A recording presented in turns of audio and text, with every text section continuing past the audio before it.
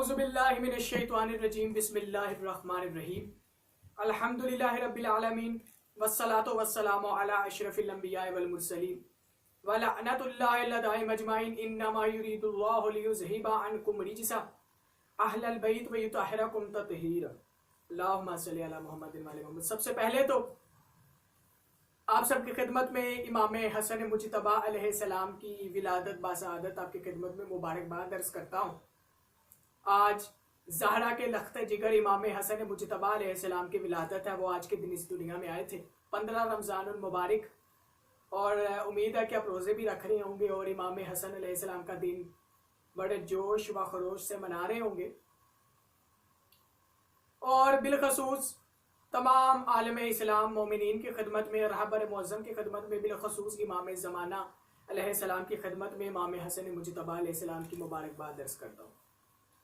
امام حسن مجتبیٰ علیہ السلام وہ عظیم ہستی ہیں کہ جو مقام امام حسن مجتبیٰ علیہ السلام کو ملا اس کا مقابلہ نہیں کیا جا سکتا، وہ مقام کسی کو نہیں ملا۔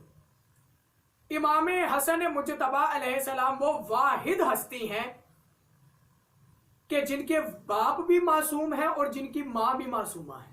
یہ واحد ہستی کہ جن کے والد بھی معصوم ہیں اور والدہ بھی معصوم ہے، واحد ہستی ہے امام حسن مجتبیٰ علیہ السلام۔ اور بھی کئی گزری عظیم ہستیاں جن کے والد معصوم ہے والدہ معصومہ نہیں ہے، یا جن کی والدہ معصوم ہے والد معصوم نہیں، اسی طرح کئی ہستیاں گزری، لیکن دونوں ایک ساتھ نہیں۔ امام حسن مجتبیٰ علیہ السلام وہ واحد ہستی ہیں کہ جن کے باپ بھی معصوم اور والدہ بھی معصوم ہے، پورا گھرانہ ہی معصوم ہوگا، واحد ہستی ہے امام حسن مجتبیٰ۔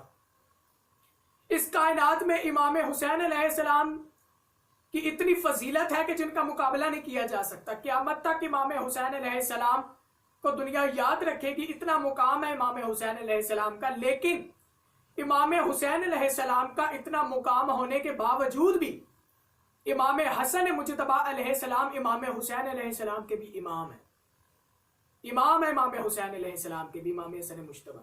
یہ وہ امام حسن مجتبیٰ ہے کہ جن کو امامت بھی امام حسین علیہ السلام سے پہلے ملی۔ یہ منصب کہ جن کے والد بھی معصوم والدہ بھی معصومہ، امام حسین علیہ السلام کو بھی ملا، بی بی زینب سلام اللہ علیہا کو بھی ملا، لیکن امام حسن کے بعد ملا۔ سب سے پہلے زہرا کے لخت جگر رسول کے گھرانے میں امام حسن مجتبیٰ علیہ السلام کو ملا۔ یہ فضیلت ہے۔ سرور کائنات رسول خدا حضرت محمد صلی اللہ علیہ وآلہ وسلم نے فرمایا، امام حسن اور امام حسین جنت کے جوانوں کے سردار۔ جنت کے جوانوں کو یہ نہیں کہا کہ جنت کے جوانوں کے سردار ہوں گے، بلکہ کہا کہ یہ جنت کے جوانوں کے سردار ہیں۔ یعنی اگر دنیا اور آخرت میں کامیاب ہونا چاہتے ہو، اگر آخرت میں جنت حاصل کرنا چاہتے ہو تو سب سے پہلے ان ہستیوں سے گزرنا ہوگا۔ اگر ان ہستیوں کو تم لوگوں نے پہچان لیا تو دنیا اور آخرت میں کامیاب ہو جاؤ گے اور تمہیں آخرت میں جنت مل جائے گی۔ دنیا میں ہمیں خوش نصیب ہونا چاہیے کہ ہمارے مرشد امام حسن جیسے، امام حسین جیسے، دنیا میں اور بھی لوگوں کے مرشد ہوں گے کہ جو جنتی ہوں گے، واقعی جنتی ہوں گے، لیکن جنتی ہونا اور بات ہے، جنت کے مالک ہونا، جنت کا سردار ہونا اور بات ہے۔ اور ہمارے وہ سردار ہے، واحد ہے، ہمیں یہ خوش نصیبی حاصل ہے کہ وہ ہمارے سردار جنت کے جوانوں کے سردار، پورا گھرانہ جنت کا وارث، جنت کے مالک۔ اللہ نے یہ مقام عطا کیا اہل بیت کو، یہ مقام عطا کیا۔ امام حسن مجتبیٰ ایک جگہ سے گزر رہے تھے۔ امام حسن مجتبیٰ کی فضیلت کا جملہ ہے کہ ایک جگہ سے امام حسن مجتبیٰ گزر رہے تھے، رستے میں بادشاہ کے بیٹے سے تکرار ہو گیا، امام حسن مجتبیٰ کا تکرار ہو گیا امام حسن کا۔ تو امام حسن نے جلالی لہجے میں کہا، او ہماری غلاموں کی اولاد۔ امام حسن نے یہ کہا کہ او ہمارے غلاموں کی اولاد۔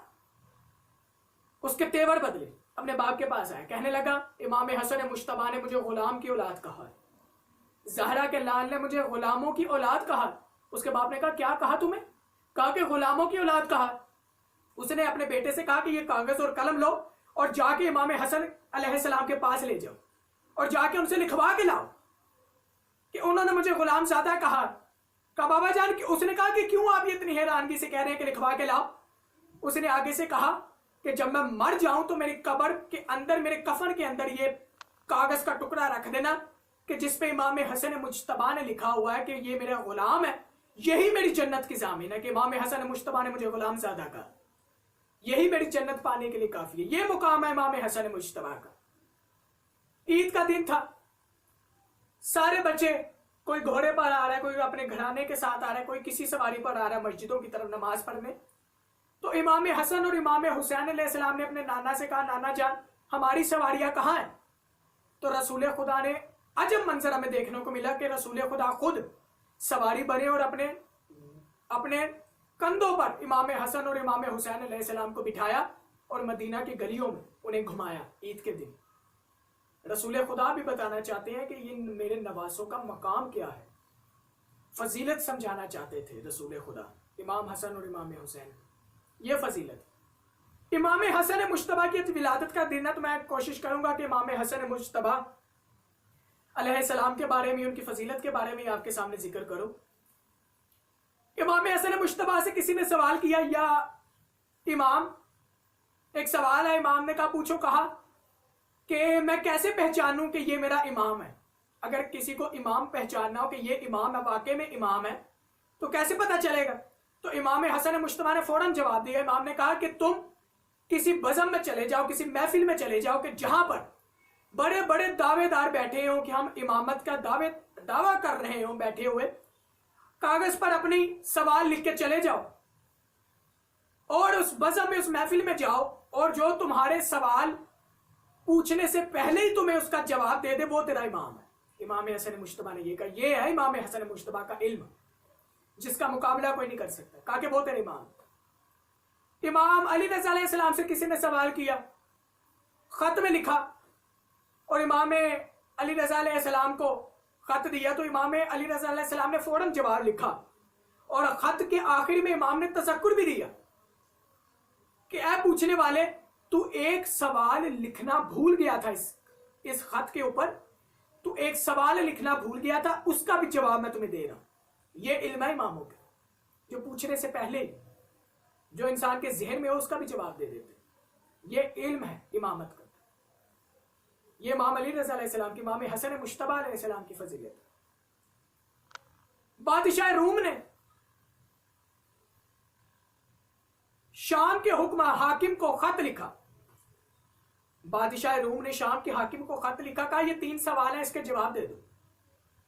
کہنے لگا، پہلا سوال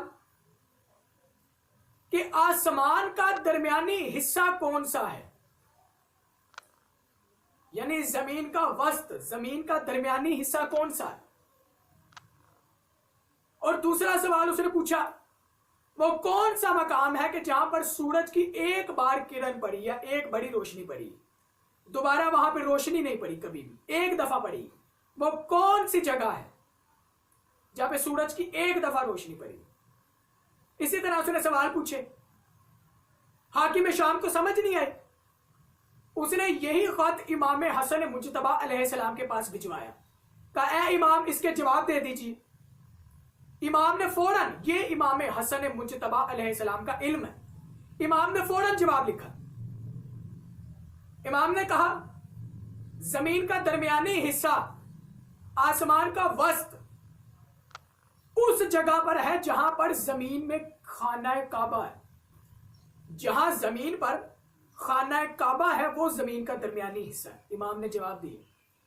پھر امام حسن مجتبیٰ نے دوسرے سوال کا جواب دیا، کہا کہ دریائے نیل کا وہ ٹکڑا کہ جہاں پر، علم سمجھیے گا، علم کی معراج سمجھیے گا امام حسن کی، کہا دریائے نیل کا وہ حصہ کہ جہاں پر موسیٰ نے ایک بڑی اپنا عصا مارا تھا اور سمندر 2 ٹکڑوں میں تقسیم ہو گیا تھا، سمندر کے اندر والی زمین اس وقت سورج کی ایک دفعہ وہاں پہ کرن پڑی تھی، اس کے بعد کرن نہیں پڑی، نہ اس سے پہلے کرن پڑی، نہ اس دریا کے ملنے کے بعد کرن پڑی، ایک دفعہ کرن پڑی۔ امام نے جواب دیا۔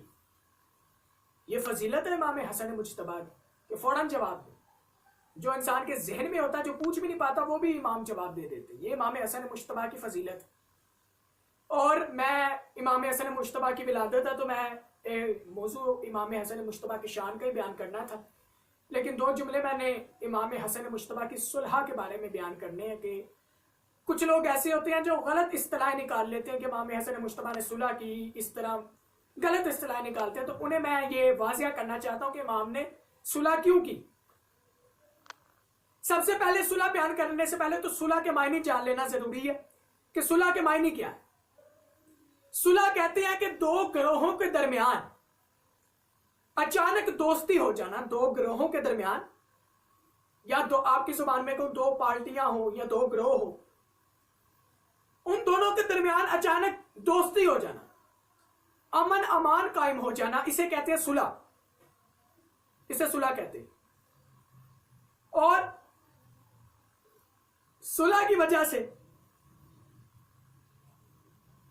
مادی اور مانوی زندگیوں میں اثر پڑتا ہے، ترقی ہوتی ہے، اور اس کے متضاد جنگ سے ترقی کا رستہ رک جاتا ہے، ترقی کا رستہ جنگ سے رک جاتا ہے۔ دین اسلام میں، اسلامی تعلیمات میں صلح کو بھی بہت اہمیت حاصل ہے۔ جہاں جنگ کو اہمیت حاصل دی گئی ہے وہاں صلح کو بھی اہمیت حاصل دی گئی۔ رسول خدا صلی اللہ علیہ وسلم کی جنگیں اور ان کی صلح سے ہمارے لیے ایک بہترین نصیحت حاصل ہوتی ہے، بہترین نمونہ حاصل ہوتا ہے، سیکھنے کے لیے ان کی سیرت سیکھنے کا موقع ملتا ہے۔